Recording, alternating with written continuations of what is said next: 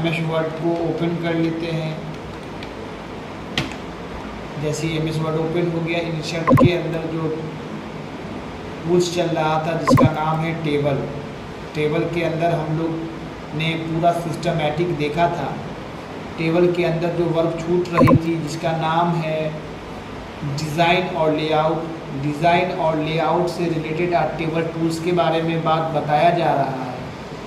Table tools के अंदर जब हमने देखा कि हमारे सामने कुछ हमने एक फॉर्मेट लिख दिया A, दूसरे में लिखा B, तीसरे में लिखा C, चौथे में D, पाँचवें में E, और सिस्टम से हमने रखा 1, हमने नीचे लगातार रखा 2, 3, 4 और 5। आप देखिए जो टेबल के अंदर आप हेडिंग देख रहे हैं अल्फ़ाबेटिकल है, और नीचे जो देख रहे हैं वो मैथमेटिकल नंबरीज लिखी हुई है 1 2 3 लगातार 5। सपोज डैट हम चाहते ये हैं कि जो ये रेज़र है, रेज़र का काम है ये जो लाइन है इसको मिटाने के लिए हम रेज़र का इस्तेमाल जैसे ही करते हैं तो वो हमारे सामने जो लाइन है उसको तोड़ने का काम कर रही है।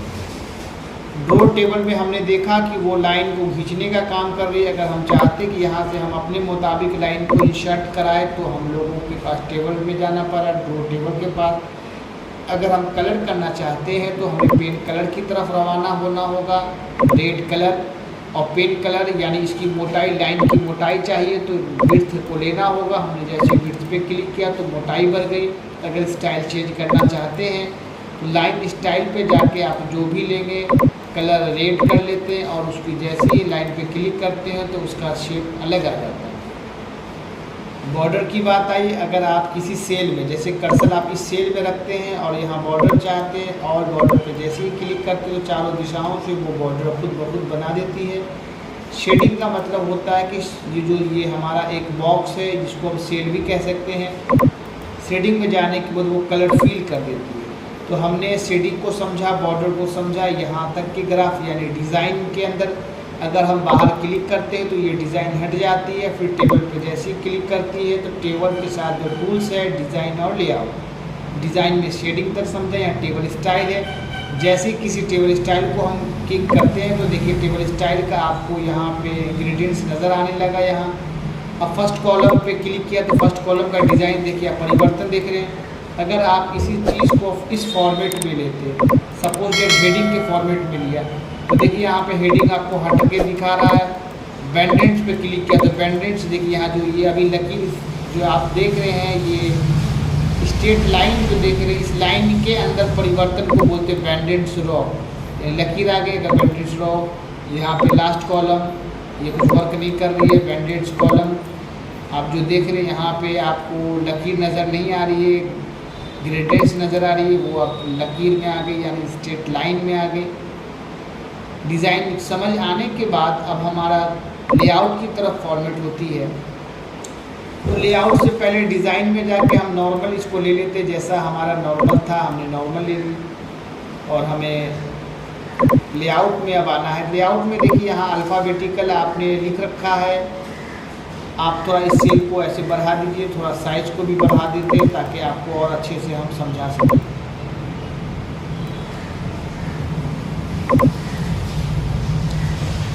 अभी आप देखिए कि यहाँ पे आपका सबसे पहला नाम आया सालिक। सालिक क्या होता है? अगर आप यहाँ पहले नंबर 1 सभी जहाँ कर्सर है उसे हम सेल कहते हैं, पूरे वो टेबल कहते हैं। 1 बाई 1 सेल है, ऊपर से नीचे ये कॉलम बनता है, लेफ़्ट से राइट रॉ बनता है। जैसे ही लेफ़्ट से राइट गया वो रॉ, ऊपर से नीचे कॉलम, ऊपर से नीचे ऐसे सालिक को कॉलम बोलेंगे। लेफ़्ट से राइट की तरफ रवाना होगा उसे रॉ कहेंगे, एक खंड को सेल कहेंगे, पूरे को टेबल कहेंगे। सपोज डैट यहाँ पे आप देख रहे हैं कि आपने जैसे एक पे क्लिक किया तो ये सेल कहलाया, आपने पूरे कॉलम को किया तो पूरा कॉलम बना। आप किसी एक पे जाके ऐसे करेंगे तो रॉ बनेगा पूरा। कर्सर एक के पास है तो रॉ देखिए, रॉ लेफ़्ट से राइट बनता है। टेबल की बात आ गई तो टेबल आप कर सकते हैं, पूरे को टेबल कह सकते हैं, पूरा टेबल सेलेक्ट में हो गई। व्यू ग्रिड्स में देख रहे जो ये जो डिज़ाइन नज़र आ रही है इसको ग्रिड लाइंस पे हटा के आप हटा सकते हैं, जो भी नज़र आ रहा है उसे हटाने का ग्रिड लाइंस कर रहा है। प्रॉपर्टीज़ का यूज़ तब करते हैं जब आप किसी को ये भेजना चाहते हैं प्रॉपर्टीज़ पे। जैसे ही गए तो हमारे सामने यहाँ पे ये सेंटर वगैरह, राइट वगैरह सारा डिज़ाइन आ जाता है प्रॉपर्टीज़ पे जाकर। डिलीट की तरफ हम जब रवाना होते हैं, ये प्रॉपर्टीज़ का क्या काम किया आइए हम पहले नॉर्मल समझा दें आपको। इस शेप को अगर हमने यानी टेबल को छोटा कर रखा तो प्रॉपर्टीज़ इस टेबल को लेफ़्ट में रखना चाहते हो कि क्या, तो वो लेफ़्ट की तरफ रवाना हुई। प्रॉपर्टीज़ इसको राइट की तरफ रवाना करना है तो राइट में रवाना हुई। ये इस तरह का काम है, प्रॉपर्टीज़ में जाके आप लेफ़्ट सेंटर राइट कर सकते हैं। डिलीट की बात आ गई, आखिर डिलीट क्या काम करके दिखाना चाह रहा है, आइए इस पर फिर से चर्चा लगाए। हम इसको कंट्रोल Z के माध्यम से आपको इसको फीचर्स को हम सिखाना चाह रहे हैं।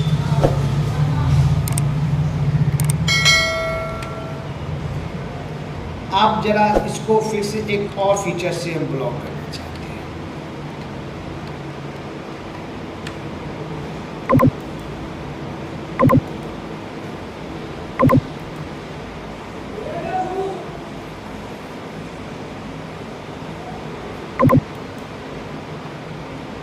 आप इसको फीचर्स को जरा देखिए कि सर अगर हम चाहते ये हैं कि हमारे सामने जो ये आपका एक कॉलम जो है इस तरह अगर बढ़ जाती, पहले इस डिलीट को समझाने से पहले हम इंसर्ट एबव में समझाना चाहते हैं। एबव का मतलब है इसके ऊपर एक लाइन और चाहिए तो इंसर्ट एबव में, यानी ए और 1 के बीच में नीचे चाहिए तो बिलो हो गई, ए और 1 के बीच में हो गई। हम चाहते हैं लेफ़्ट से एक बन जाए तो लेफ़्ट में एक बन गई। हम चाहते हैं लेफ़्ट अल्फ़ाबेट यानी ए और बी के बीच में बन जाए तो राइट में क्लिक करेंगे तो ए और बी के बीच में बन जाए। तो जब हमारा जो स्ट्रा बना हम उसे हटाना चाहते हैं, यानी ए और बी के बीच में जो ये पूरा सेल एक बना है यानी पूरे कॉलम को हटाना चाहते हैं, तो सबसे पहले सेलेक्ट में जाके हमने कॉलम को सेलेक्ट कर लिया। डिलीट में जाके डिलीट कॉलम करेंगे तो वो पूरा एक ख़त्म हो गई। फिर यहाँ देखिए पूरा सेलेक्ट कॉलम करना पड़ेगा, यहाँ डिलीट में जाके डिलीट कॉलम करना पड़ेगा, ख़त्म हो गई। ऊपर वाला आप जो देख रहे हैं वो रॉ है, हमने सेलेक्ट में क्लिक किया वो रॉ सेलेक्ट हुई, डिलीट में गए डिलीट रॉ कर दिया, ख़त्म हो गया। उसी तरह आप फिर से यहाँ देख रहे हैं कि ये भी एक रॉ बनी हुई है, रॉ में गए सेलेक्ट कर लेंगे, डिलीट में जाएंगे, डिलीट रॉ करें, खत्म। सेल का मतलब होता है यानी अल्फ़ाबेट ए नज़र आ रही, ए नज़र नहीं आए, ए को पर्सनली करना है तो सेलेक्ट करेंगे, सेलेक्ट कर डिलीट में जाएंगे, डिलीट सेल में करेंगे। ये बोला लेफ़्ट से या राइट से, तो भैया हमें राइट से करना है या लेफ़्ट से, तो लेफ़्ट से करना है तो ए ख़त्म, बच गई। यानी यहाँ तक आपने समझ लिया insert above, insert below, insert left, insert right, आपने समझ लिया पूरे अच्छे से डायग्राम आप समझ रहे हैं। आप देखिए कि यहाँ मर्ज सेल क्या है, दो सेल को तोड़कर आप ये दो सेल हमने सेलेक्ट कर लिया, इसको तोड़ के वो एक बनाने को बोलेगा मर्ज सेल। ये टूट के एक बन गई, इसे हमने कहा मर्ज सेल। स्प्लिट सेल क्या होता है कि इस सेल के अंदर जो हमारे सामने ये जो आप टेक्स्ट बॉक्स देख रहे हैं, ये जो एक सेल देख रहे हैं, इस सेल के अंदर हम चाहते हैं 5 रो और 5 कॉलम बने इसी सेल के अंदर। तो स्प्लिट सेल में जाकर आप नंबर ऑफ यहाँ से कॉलम बढ़ा रहे हैं, नंबर ऑफ रो बढ़ा, नंबर ऑफ 2 ही हो सकता है, 5 और 2 का ये आपको बॉक्स बना के दिया। इसे कहते हैं स्प्लिट का हिंदी होता है बंटवारा। सेल के अंदर स्प्लिट टेबल का मतलब हम चाहते हैं कि 1 से लेकर 2 तक का अलग टेबल हो जाए, 2 से लेकर यानी 3 से लेकर 4 तक का अलग टेबल, तो स्प्लिट टेबल, टेबल में बंटवारा। 1 से लेकर यहाँ तक 2 हो गए, 3 से लेकर 5 तक का अलग टेबल हो गए, यानी अलग अलग टेबल हो गए। स्प्लिट टेबल तक समझ है। ऑटो फिट क्या होता है, ऑटोमेटिक फिट करना है। विंडो साइज होती क्या है, विंडो साइज लेफ्ट से लेकर राइट पूरी स्क्रीन को विंडोज़ कहते हैं। कंटेंट का मतलब अक्षर होता है, अगर हमारा कंटेंट इतना बड़ा इस लिखावट में हम चाहते हैं ऑटो फिट कंटेंट हो जाए, तो देखिए ये कंटेंट साइज में हो गई। ऑटो विंडोज साइज चाहते तो विंडोज साइज हो गई। और यहाँ विड्थ ऑफ कॉलम विड्थ चाहते हैं तो हम यहाँ से स्टेप कर सकते हैं। हाइट लेना चाहते हैं, यहाँ से कम करना चाहते हैं। विड्थ चौड़ाई बढ़ाना चाहते हैं, चौड़ाई कम करना चाहते हैं। अब टेक्स्ट के साथ हो रहा है ये, अगर सपोज डेट अगर आप चाहते हैं कि ये जो हमारा सेल है, इस सेल के अंदर हमारा टेक्स्ट हमारे मुताबिक ये एक पेज है, यानी इसके 9 डायग्राम का सिस्टम बनेगा। ये जो एक शेप देख रहे हैं इसमें ये ऊपर में है, उसी के ये लेफ़्ट के बीच में बन गया, लेफ़्ट के सबसे नीचे बन गया। ये सेंटर का सबसे ऊपर बना, सेंटर का बीच बनेगा, सेंटर का सबसे नीचे, राइट का सबसे ऊपर, राइट का बीच और राइट का सबसे नीचे।